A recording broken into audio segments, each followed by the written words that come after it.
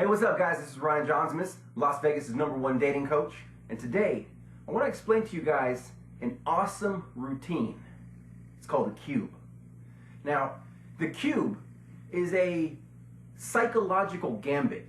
It's a routine. It's going to be something that's pre-scripted that you want to memorize this thing concept for concept, like I've talked about in the other vlogs about other routines. And what's going to happen here is, at the stage, this is beyond the pickup. This is beyond the attraction phase. This is actually something that you want to do in the comfort phase. If you're inclined to using the mystery method, you're going to be using this around C2 or C3, possibly even in S1.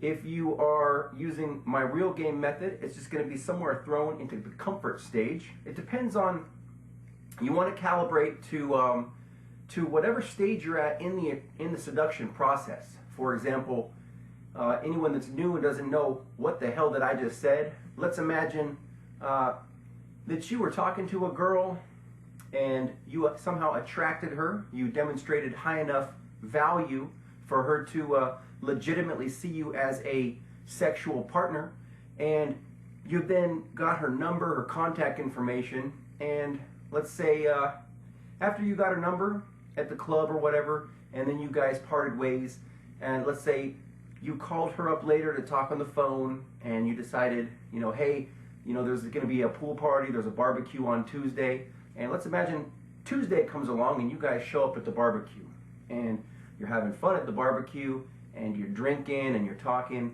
and most likely you've already started making out, so the first kiss has already been established. There's been some hugs, maybe some light pecks, just and you're at this point where you feel comfortable with each other, but then there is a phase shift that you kind of notice, and all of a sudden you start to say, hey, like, I'm really getting I feel like I actually really like this person, and I'm ready to take it to the next level. So right about that phase, before the phase where you're so into each other that heavy petting is occurring and very like sexual like makeouts are happening with where you're getting aroused. Not talking about just kissing a girl or even a French kiss where it's comfort building. Kissing is not meant to arouse a girl until later. When you first start kissing a girl, it's more about just building comfort with her. For example, I may go in for a kiss, quick little peck, or I might go in for kind of a half. There's gonna be a little bit of tongue, it just depends, very short, and then I'm gonna roll off, and then I'm gonna go, oh, by the way, did you know that there's a carnival actually in town for this weekend? One of my buddies is, and I'll go into a story. So it's not like I'm forcing myself onto the girl. It's not that I'm trying to start making out with her and arouse her. It's more, I'm kissing her and then I'm backing off, and then we reestablish more comfort. I want to get her used to me being around, so that when we're in an isolation location, seduction location, then we start making out, she's going to feel more inclined to take it to the next level. So imagine around that phase, you're hanging out at this barbecue, or it could be, for example, if you're in a club and you met the girl on the dance floor, you started talking, you danced for a while, and then you said, hey, let's go sit down over here, I want to get to know you a little better, and you guys move into a lounge. And at that point, you can sit down and you can have a real conversation, and you might want to throw this routine in there. But what's going to happen is, you're going to ask her, hey, have you ever been cubed? She's going to go, what is that? And you go, oh my God. Okay, check this out, we're going to play a game. So right then, she's already going to be intrigued, like, what is the cube? What is this? So what the cube is it's, like I said, it's a psychological gambit. And what you're going to be doing is you're going to be asking her a series of 5 questions, and that basically you're going to ask her to explain these types of objects. For example, she's going to imagine them in her mind, and then she's going to tell you what she sees, and then you're going to interpret it, kind of like a a fortune teller. It's kind of like a cold read, but it's a little different. And you need to learn how to, you need to first learn the steps of this, and we're going to go through it, and then you're going to want to basically learn how to improv per situation. Things are going to change when you're in different environments and with different girls. Different girls are going to give you different answers, and you need to learn how to be witty enough to take what she's saying and then reframe it. And anyway, we're going to go through it. So basically, you're going to start out like this. After you ask her, you know, have you ever been cubed? She's going to go, no, what's that? You go, okay, check this out. I'm going to ask you some questions, and after you tell me the answers, I'm going to know you much more intimately. And she's going to go, what do you mean? You go, okay, just play along here. So you're going to say, now the first part of this is where you're going to say, I want you to imagine a landscape. Okay, it could be anything. It could be an empty hallway. It could be a desert, you know, with the sky, with cactus, with sand, the wind blowing. It could be outer space. It could be Disneyland. Anyway, I just want you to imagine in your mind a landscape. You got it? Okay. Where do you see yourself at? And at that point, she's gonna then say, "Oh, I'm in. It's like a desert. It's some kind of desert, and there's a big cliff, and there's a little cactus, and okay, whatever." She's gonna tell you where she's at, and you go, "Okay, cool." Now, and this is where you're. Now you've established basically where she's going to create these objects, these 5 objects. Now you're going to start. You're going to say, I want you to imagine a cube. Okay. It could be a 2D cube, a 3D cube. It could be, you know, but I don't want you to necessarily tell me about it yet. First, I want you to just imagine it in your mind's eye. You know, is it how big is it? How small is it? What is it made out of? Is it made out of metal, plastic, wood? Is it solid? Is it see-through? What color is it? You know, is it liquid? Whatever you want to just throw a couple little adjectives in there. You can just use 3 of the 10 that I just said, and that'll give her enough information to create a mental composite or an image in her mind of some kind of cube. And then you're gonna ask her, do you got it? All right, tell me a little bit about it. Now, what's gonna happen here is she's going to tell you about the image that she's creating in her mind. And at this point, you don't want to say anything about it yet. You just kind of want to do a little, interesting. What's interesting? And then you're gonna go on to the next question. What you really want to do is kind of just, it's like sinking a hook into a fish and just fucking with it, just playing with it, and you're just be reeling her in, you know. So let's imagine that she says, well, it's like this purple, you know, cube, and it has lightning around it, like kind of purplish light. Whatever she says, she might say, well, it's you know, it's a white cube and it's solid and it's kind of small, blah blah blah. Okay. You could also ask her, where is the cube in relationship to this landscape? And she might say, well, it's sitting on the ground. She might say it's floating in the air. She might say, like, for example, that desert scene, it's sitting on top of the cliff, or anything. It could be anything like that. So after she basically describes her cube, you're just going to go, that's interesting. Okay. And then, like I said, she's probably going to be like, what's interesting? You go, now, next, I want you to imagine a ladder. And she's going to go, okay. So she starts imagining a ladder. You could say, now, tell me about this ladder. Where is it? You know, is it, and then she's going to kind of jump in and she's going to say, well, it's leading up to the cube. Or she's going to say, again, the desert situation. She might say, well, it's over on the side leading up the cliff towards the cube, or whatever she says. So you go, huh, I wouldn't have thought. Okay, interesting. And then she's, what? And you go on to the next question. Question number 3 is, so in this scene, with your cube and your ladder. I want you to imagine flowers. Could be one flower, could be as many flowers as you want.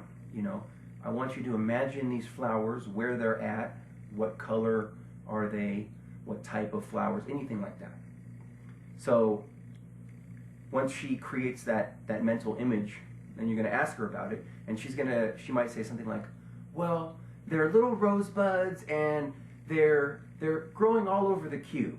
Or, well, I see a group of daffodils or tulips, and they're surrounding the cube on the ground, and the cube is floating. Or she might say, well, there's all different kinds of flowers. There's daisies and this and that, and whatever she says. So you're going to go, huh, you know what? I would have guessed that about you. That's kind of interesting.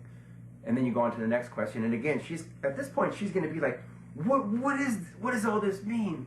Anyway, you just keep fucking with her. Just keep going with it.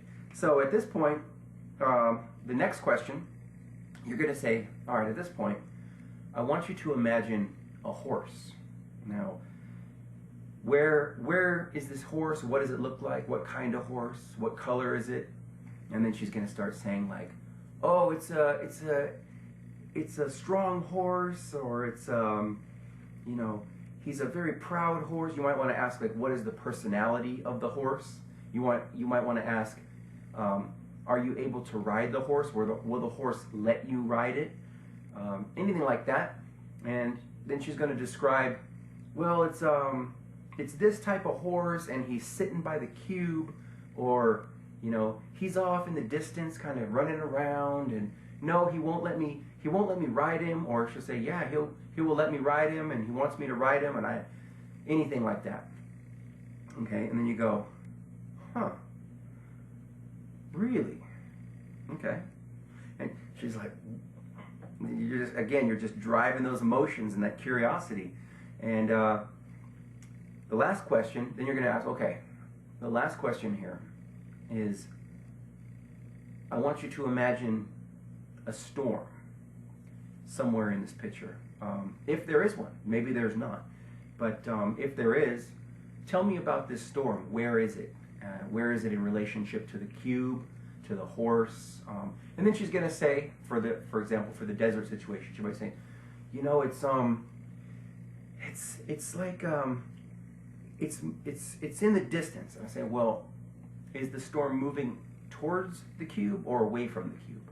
And she'll say, well, it's moving away from the cube, and it seems like it's kind of in the distance. Or she might say, oh, it's raining everywhere and this and that. And anyway, however she describes it, you can go, it's interesting. Now at this point, now you've asked the 5 questions: the cube, the ladder, the flowers, the horse, and the storm.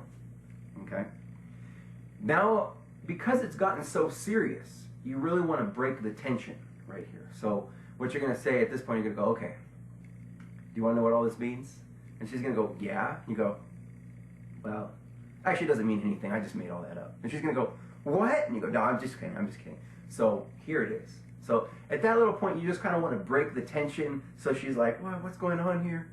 Now, at this point, this is where you want to break it down to her. This is, and what happens is that each one of these mental images psychologically means something. Now, the history of this gambit actually comes from a Mayan book called The Secrets of the Cube, or The Secrets to the Cube. And then it was made popular in pop culture in famous pickup artist Neil Strauss's book, The Game. So anyway, these little pictures that she's imagining psychologically mean something. Now, first, the cube itself, that's a reflection of her ego, her self, her identity. Okay, so let's imagine, for example, in the book The Game, Neil Strauss did this routine on Paris Hilton, and he was in like a Tito's Tacos in downtown LA or somewhere like that, and he ran into Paris Hilton, and he walked up and he ran this routine on her, and he basically said, you know, how big is your cube? And the first thing she said was, it's as big as a hotel. And you know, Paris Hilton obviously has like a big ego. Makes sense? Nothing wrong with that.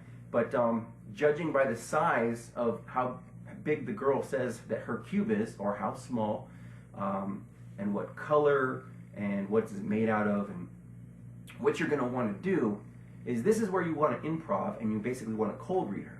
So let's imagine she said that that her cube was solid, made out of metal, and you can't see through it, it's not transparent. Then you might want to cold read her and say, now it's interesting, you said your cube was really solid and it has a metal structure. You know, would you say that you're a very guarded individual? And she's going to go, yeah, you know, I've been let down a lot of times and this and that. And if she's going along with your cold read, then just keep laying it on thicker and thicker, and she's going to feel like, oh my God, this guy really understands me at the core level. Or for example, she might say her cube, if she says her cube was on the ground, and or anything like that, you could say, would you say that you're a pretty grounded person, down to earth? And then she'll go, yeah, I am. And you go, yeah, because you said your cube is sitting on the ground. And most people, you kind of want to differentiate her. You might say, you know, most people's cubes, they're kind of floating in the air, because, you know, most people they're off in their own little world. But you said your cube is on the ground, so I would say that you're a more grounded and down to earth type of person. And she'll go, yeah.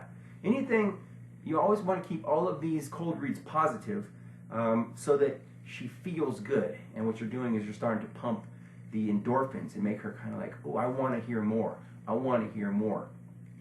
Also, at the same time, because you're building comfort here, and because this routine takes about 10 minutes to do, you're adding on a 10-minute block of time into that comfort, and that's another 10 minutes out of the, let's say, 6 to 7 hours of accumulated time that you need from the initial eye contact and the opening all the way to penetration. So, like I said, you know, average seduction times, it takes about 4 to 10 hours, you know, with an average, in my personal experience, being about 6.5 hours. Yes, you can do it faster. Do those faster relationships when you have sex with a girl in the first 45 minutes, does it actually turn into a long-term relationship? Most likely not, but this is something that's great to throw in if you're looking at this girl as girlfriend material, you know, where you really want to stack a solid about 6-7 hours or so before sex occurs, so that you eliminate all the buyer's remorse and last-minute resistance and anything like that. So anyway, the next part is, after you break down her ego, you know, and you cold read her on however her cube is, then you go to the ladder.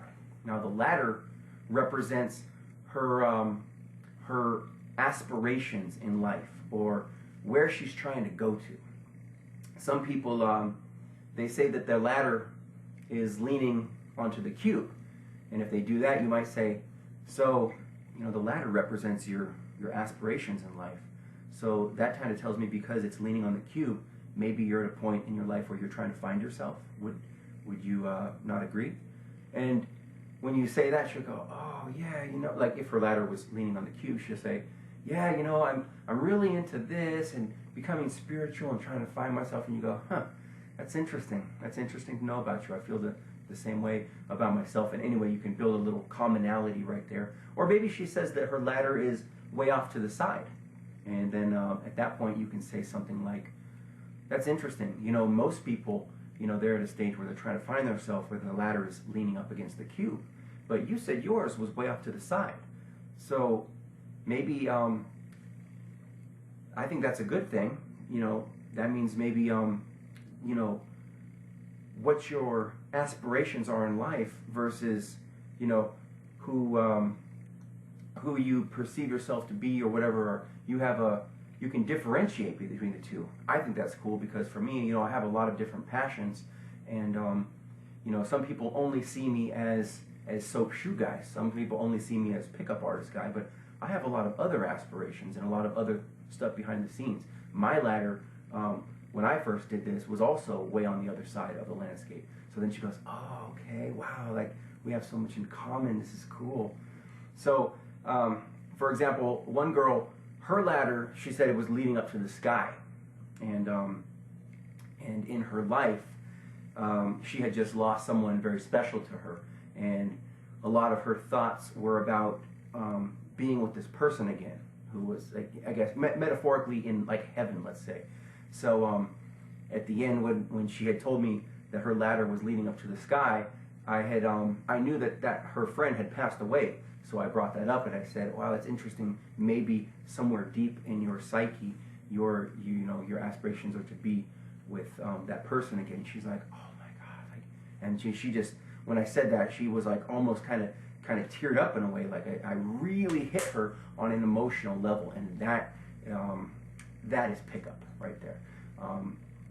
Again, pickup is basically just managing another person's emotions and then being able to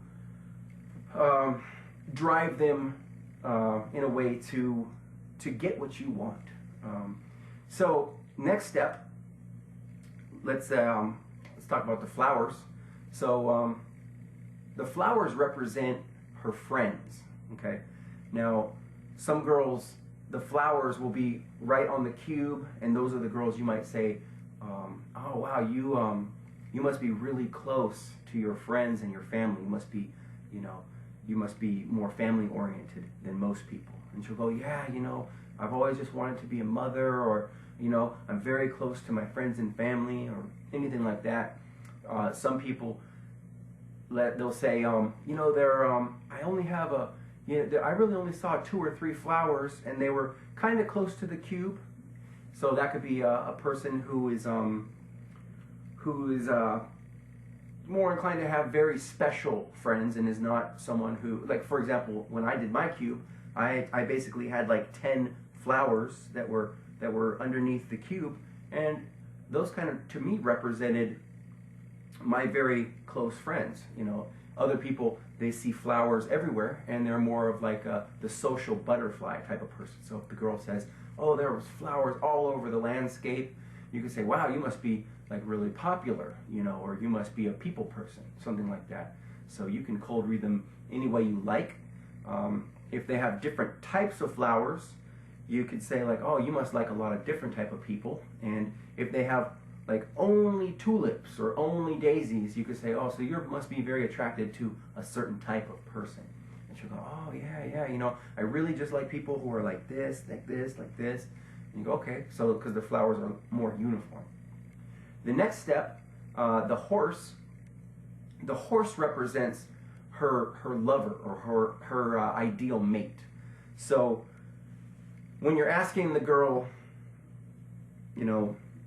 what is its personality, this is going to be really good for guys, because when the girl right off the bat starts saying, well, the horse is he's this type of horse, and for example, some girls will say like, I don't know, he won't really let me ride him, or like she'll say like he's kind of weak, and this could be a representation of guys that she's dated in the past. And this is a good idea for you guys to reframe this in her mind. For example, you could say, the horse, it represents your lover, and it's interesting that you said that the horse was weak, or it won't let you ride it. Maybe you've dated some weaker guys in the past, and as you do that, you want to point out, you want to basically say those guys. And now she doesn't know what you're doing right here when you start the pointing. This is a neurolinguistics programming technique. It's called anchoring, and I'm going to talk about this in a second. But anytime you want to differentiate yourself from other people, you want to point to the outside.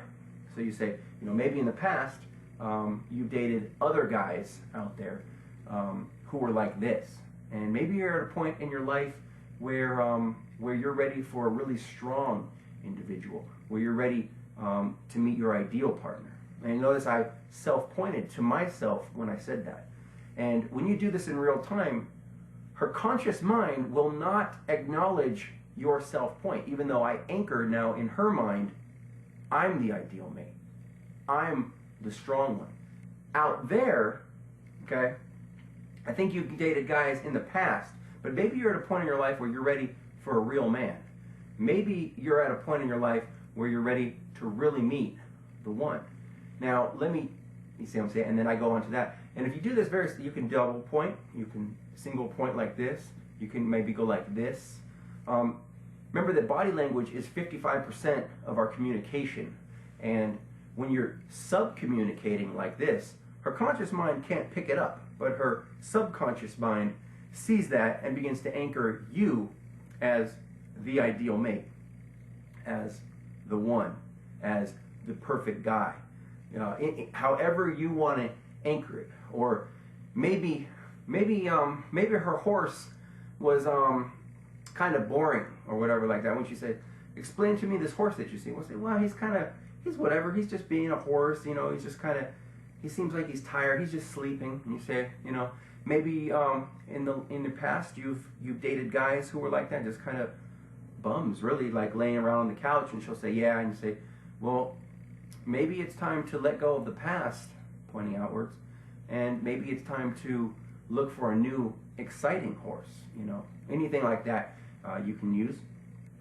Okay, and you might want to say, for example, some girls will describe interesting things with the horse. One girl, she said her horse was a unicorn, and then I said, that's interesting.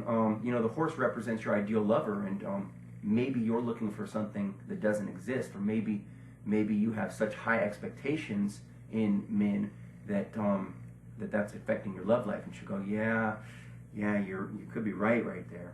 Anything like that. For example, Neil Strauss had an example where he was running a cube on a girl, and she basically said the horse was tied to the ladder. And so he cold read that as, oh, maybe that means somewhere deep in your mind you're looking for a guy who's going to help you get up the ladder. To maybe you're looking for a guy who's going to help you become who you want to be, or anything like that. Anyway, the last question, the storm, that represents the drama in a girl's life, or her challenges, or anything like that. For example, she may say, if she says the storm is everywhere, that's probably a girl, that's a red flag that girl is a major drama queen. And from the time before you ran the cube, from meeting her up to now, you've probably figured out if she is a drama queen, or if she's got a lot of problems in her life, a lot of baggage. And so if she's got a storm everywhere, you could say, oh man, like you could be compassionate about it. You can be, man, you said you've got a storm everywhere, and that represents your life's challenges. You must be going through some very difficult times. And at that point, she might say something like, yeah, my father just passed away, and or my boyfriend, we were together for 2 years, and he died. He got in a car accident, wrapped himself around a telephone pole, and anything like that. Or she said, yeah, no, I got fired in this job, or my mom is a major drug addict, and I grew up like this. And she's really going to start explaining the dramas in her life, and this is a great way to kind of key into her personality and what she's going through, and whether you as a potential mate want to inherit some of that drama. Or for example, she may say, the storm is moving away from the cube, and it's just a light drizzle. So you might say, wow, like you must have gone through some hard times in the past, and now you're overcoming those challenges. And then she goes, yeah, I was going through this, but then it all worked out, and now everything's good, and I'm moving towards my dreams, or whatever she says. And just go ahead and calibrate and cold read to however she says it. Now, once you've ran the cube, then you're going to want to, after it's all done, after you've broken everything down and you've gone through the final step with the storm, most likely at that point to transition out of the cube, you don't have to kind of jump onto a completely different topic or another routine.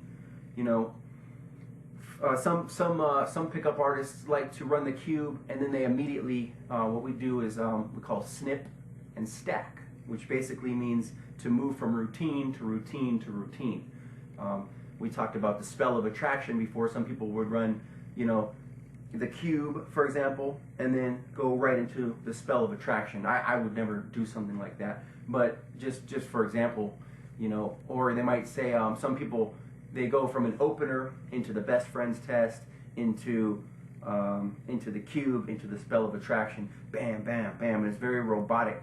You know, what I like to do is, let's say I would just be talking to the girl at this hypothetical barbecue on Tuesday, and we're kind of slightly making out, whatever, and then I go, oh, by the way, have you ever been cubed? And she'll go, no. And then you go through the routine, you know, and then after to the point from the beginning of the routine to the point where you're closing out talking about the storm, and then at that point, then you can give her maybe an example and say, yeah, I first heard about this, she'll say, you know, where did you learn about this? Or I might just offer the information and say, yeah, so anyway, that was pretty fun. You know, I actually was just kind of surfing around YouTube and I saw some video about this, and so I just thought it was pretty cool. And then you might want to tell her a little bit about your cube. You say, yeah, you know, I was watching this guy on YouTube talk about this, and I was doing it in my mind, and my cube was like this, and I discovered this about myself. So then you can offer a little value, and she can go, oh, wow, that's so cool. And now you guys have this bond because now you've both been cubed. Anyway, so, and then to transition out of it, you know, after you're kind of telling her maybe about your cube, or you might want to go back and say, you know, it's kind of interesting when you were talking about the ladder and how you were leading to the cube. How do you think that you came to this point in your life where you wanted to really go on this journey of self-discovery or anything like that? And then she'll go, well, you know, I started reading this book and this and that or whatever. And then that's where you're kind of moving out of the routine, and you're going to go back into, you know, just normal conversation, banter back and forth, you know. And then at that point, then you might want to move back into another routine. And you know, again, if you want more of these routines, make sure to check out on my YouTube channel. You go to video playlists and you click on Ryan JAUNZEMIS Master Pickup Artist, and there is tons and tons of routines and dating advice right there for you guys. Anyway, if you like this video, give it a big thumbs up, subscribe to my channel for more. You can leave your comments in the box below. Maybe you guys have a routine that you like. I'd love to hear it. I'm the type of person, you know, whatever I get into, I try to be the best that I can be at it. And you know, I like to just collect all of these routines and anything like that in my mind. And this one is a special one to me because I used it on a lot of different girls, and it still works every time. I've never actually ran into the situation where I've met a girl who was like, oh, I've tried that before. You know, it's just so few people will actually go to this to the extent to do a routine like this. And you know, when you go ahead and you learn this material and you apply it and implement it into your set, you know, you're really going to stand out amongst all the other guys who are basically just kind of saying, you know, like, what's up, and yeah, let's chill, like, what are you doing tonight? I don't know, kicking it, you know, boring stuff, like, you know, girls, what do you do? Oh, well, I'm just working at McDonald's, like, oh, I work at this job, I make this much money, like, I have this kind of car. Like, girls don't care about that stuff, you know. They want a guy who can spark emotion. They want a guy who they feel can relate to them on a deep, intimate, psychological level. And so doing something like this is really going to make you stand out amongst the rest of the guys out there. You know what I'm saying? So, just a personal story. I met this one girl. Her name was Lindsay, and she lived in Ohio, and she was on vacation for her 21st birthday, whatever. Here, this was almost 10 years ago, I think. This is back in 2006, 2000. No, it was 2008 technically, and somewhere around there, maybe 2007. Anyway, it's been almost 10 years or whatever like that. And this girl was here on vacation for her 21st birthday with her mom, so it was a two-set, and I was with two wing girls at the time, my friend Erica and Allie. You guys have probably seen pictures of them on some other videos and stuff. And they're good friends of mine, and they know some of these routines, and they help me open sets and pick up girls. You know, rolling with a wingman is amazing. Rolling with a wing woman is even better. And anyway, they helped me open this 2-set, Lindsay and her mom, and helped me to demonstrate higher value to my target, who I got her number. And unfortunately, she was flying back to Ohio at 6 in the morning, as most tourists do. You know, they come out for a weekend and then they're leaving. So we kind of hung out a little bit, made out a little bit, and exchanged contact information. And I figured, you know, it was just a whatever. And then we were going to end up being Facebook friends. Of course, she ended up calling back, and she ended up buying me a plane ticket, flew me out to Ohio, got us a hotel room for a week, a little suite with a kitchen, and basically I just flew out there, all expense paid. Her mom had a lot of money and had no problem with her daughter flying me out there. It was kind of interesting, and so we just, you know, but when I was flying out there, we still had not had sex yet. We were still basically, we had talked more on the phone about me coming out there the following week, and but we were still in that stage of the around C2, where we're talking on the phone and we're comfortable. We've passed that makeout, but we haven't gone into foreplay because we haven't been in an isolation location.